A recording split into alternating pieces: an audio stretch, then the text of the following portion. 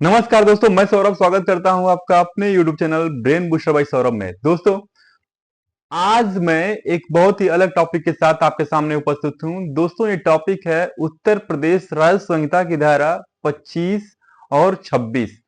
दोस्तों, इस 25 और 26 में क्या दिया गया है, इसके क्या फायदे हैं और ये इसमें किसको शक्ति प्रदान की गई है, इन सभी प्रश्नों के जवाब आपको इस वीडियो में जरूर मिल जाएंगे। दोस्तों, इस धारा की क्या अहमियत है, ये इस वीडियो में हम लोग जानेंगे। दोस्तों, पहले क्या था कि पहले दोस्तों दोस्तों वर्तमान समय हो चाहे पहले का समय हो, बस सुधार ये हो गया है कि पहले संविधान लागू नहीं था, आजादी के पहले संविधान लागू नहीं था और आजादी के बाद वर्तमान समय में संविधान लागू हो गया है। यानी संविधान लागू होने से क्या हुआ कि जो पहले जो शोषित वर्ग थे या दोस्तों जो पहले कमजोर वर्ग था, उनके लिए कोई अलग से अधिकार नहीं था, लेकिन संविधान बनने से उनके लिए चाहे सबके लिए संविधान एक बराबर हो गया। यानी जो भी रूल थे वो एक समान हो गए। दोस्तों, उसी रूल में से एक रूल हम लोग के सामने है राज्य संहिता की धारा, उत्तर प्रदेश राज्य संहिता की धारा 25 और 26। तो मैं इसे संविधान से क्यों जोड़ रहा हूं? दोस्तों, पहले तो ये जान लीजिए कि संहिता की धारा ये 25 में है क्या। इसमें मार्गाधिकार और अन्य सुखाचार के संबंध में दिया गया है। इस मार्गाधिकार का संबंध क्या है? जैसे दोस्तों पहले क्या था, दोस्तों दबंग व्यक्ति के द्वारा कमजोर व्यक्तियों के लिए जो नित्य दैनिक कर्म होते हैं उस पर रोक लगा दिया जाना, यानी उनके रास्तों को रोक दिया जाना, उनके जल मार्ग यानी जल स्रोतों को बंद कर दिया जाना।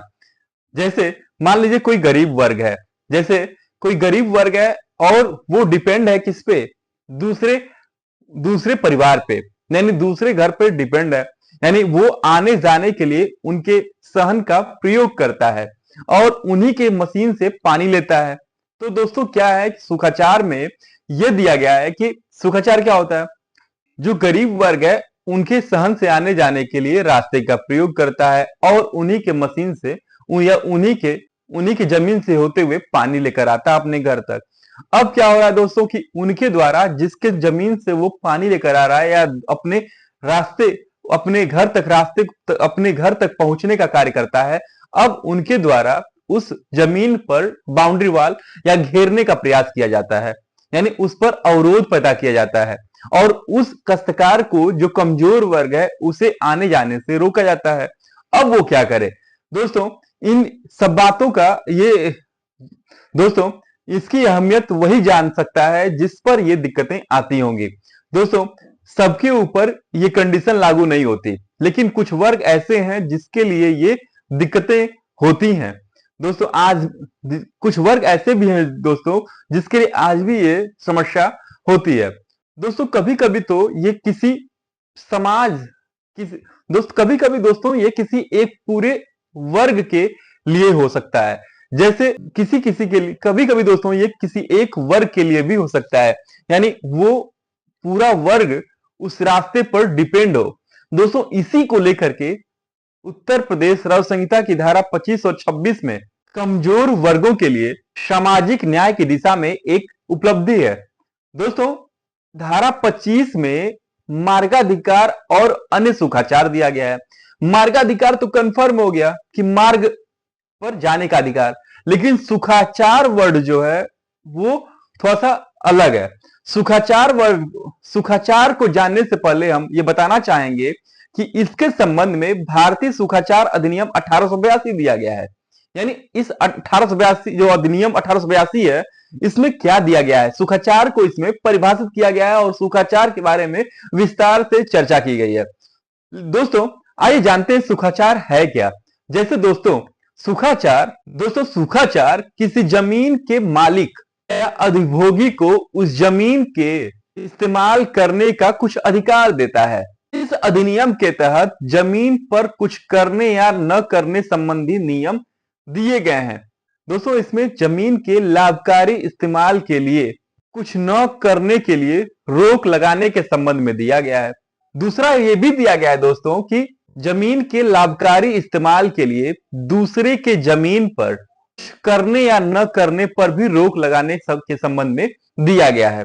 यानी मेरी जमीन है, मैं अपनी जमीन का किस हद तक उपयोग कर सकता हूं, और दूसरा आपकी जमीन है और आपकी जमीन का मैं किस हद तक उपयोग कर सकता हूं, इन सभी के बारे में सुखाचार अधिनियम में विस्तार से दिया गया है। दोस्तों, इस अधिनियम के तहत यानी सुखाचार का जो अधिनियम है, ये एक वैकल्पिक तरीका है, ये अस्थायी तरीकों में से नहीं है, ये वैकल्पिक तरीका है। ऐसा नहीं है कि आप सुखाचार को खत्म नहीं किया जा सकता।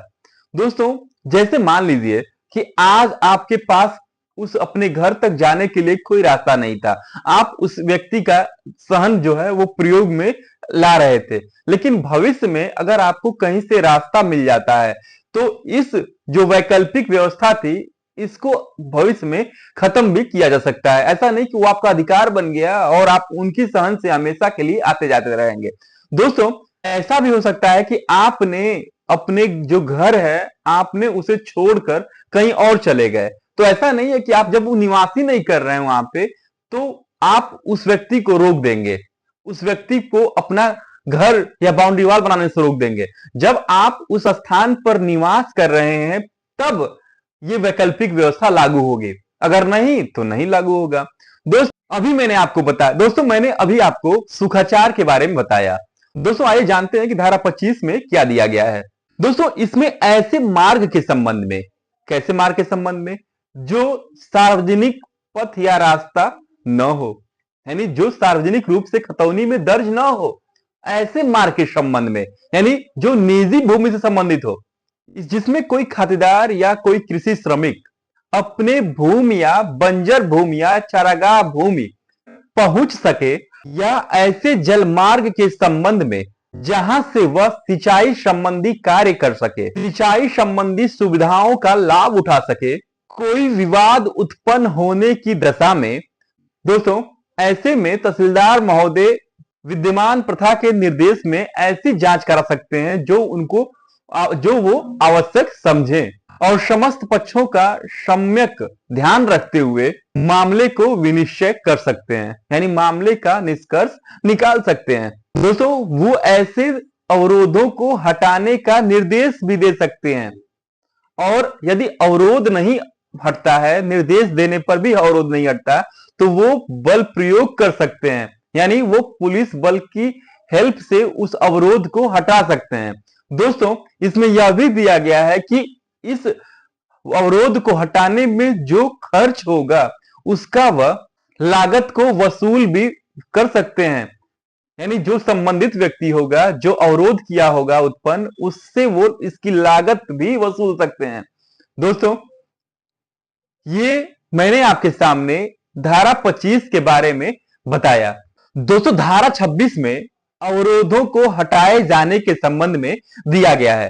कौन से अवरोधों के संबंध में दिया गया है, आइए जानते हैं।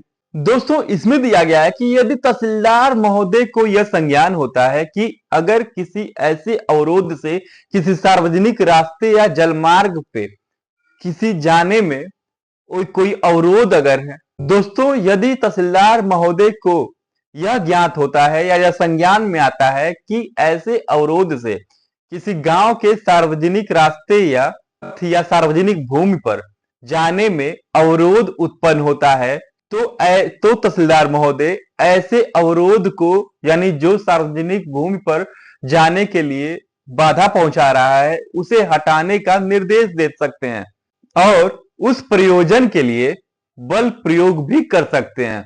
यह भी कहा जा सकता है कि जो बल प्रयोग के द्वारा हटवाने में जो उनको खर्च लगा होगा, जो खर्च होगा, उसकी वसूली भी वो संबंधित व्यक्ति से, जो अवरोध उत्पन्न कर रहा था, उससे वसूल सकते हैं। दोस्तों, धारा 25 और 26 के संबंध में उत्तर प्रदेश राजस्व संहिता नियमावली 2016 का नियम 23 दिया गया है।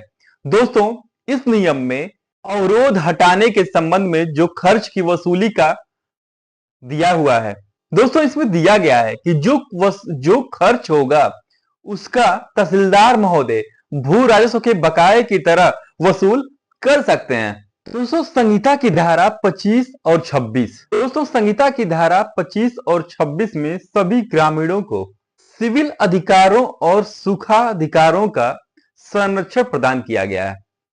सुखाधिकार सिविल न्यायालय का विषय है। संहिता का ये प्रावधान तहसीलदार को ऐसे विवादों को निपटारा करने के लिए सशक्त करते हैं जिसे तहसीलदार महोदय सभी पक्षों का सम्यक ध्यान रखते हुए इस विवाद का निपटारा कर सकते हैं।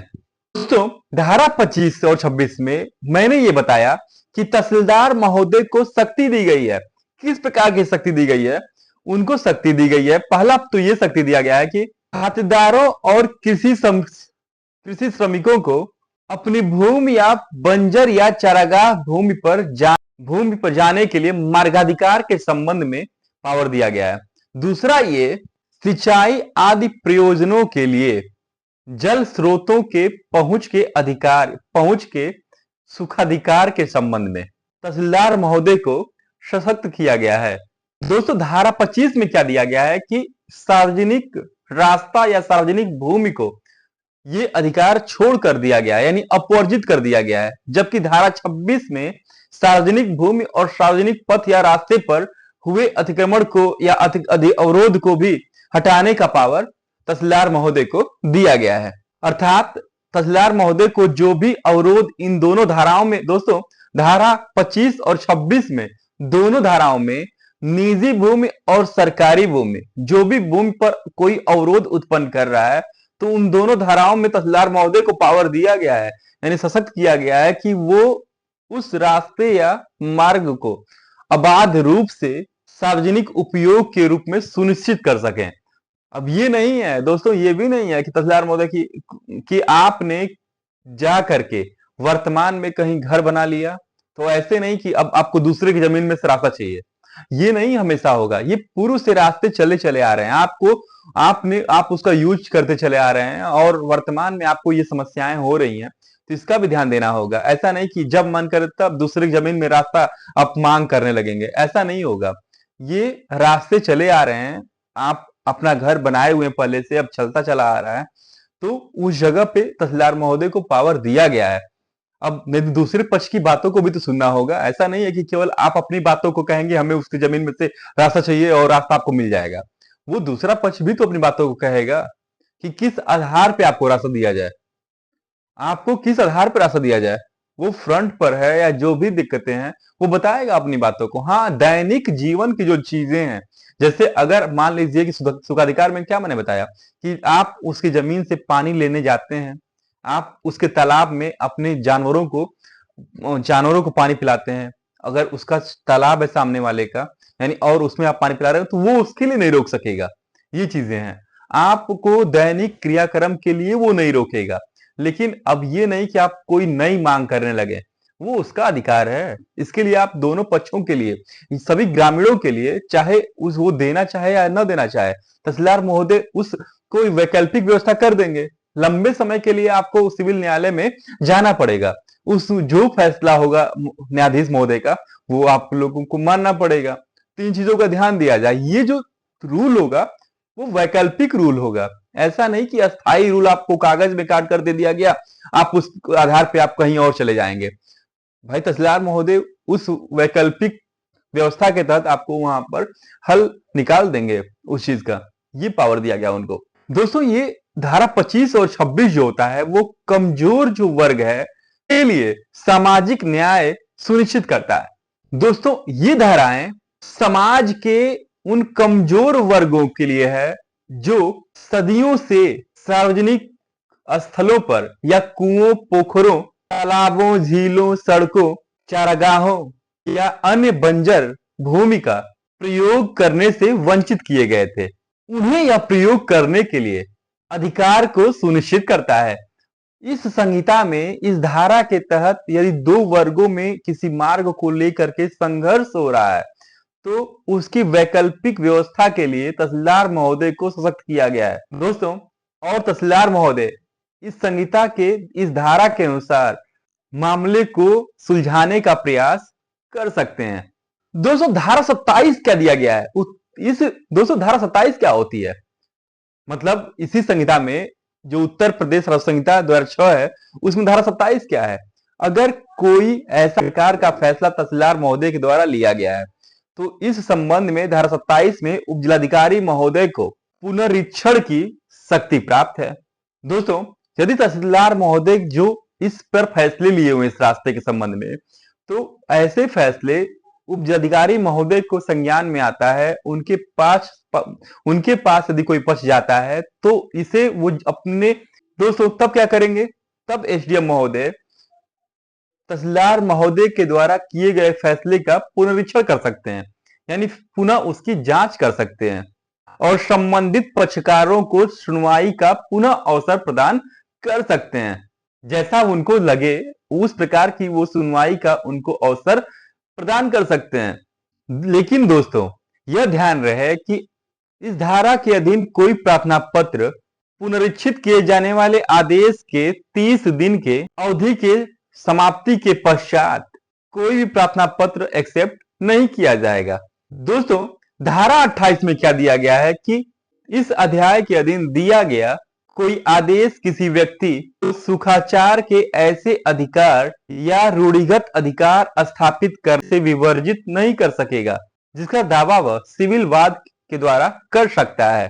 दोस्तों, संहिता की इस धारा के द्वारा व्यक्ति के सुखाचार अधिकार या रूढ़िगत अधिकार को सिविल वाद के द्वारा स्थापित करने से विवर्जित नहीं किया जा सकता।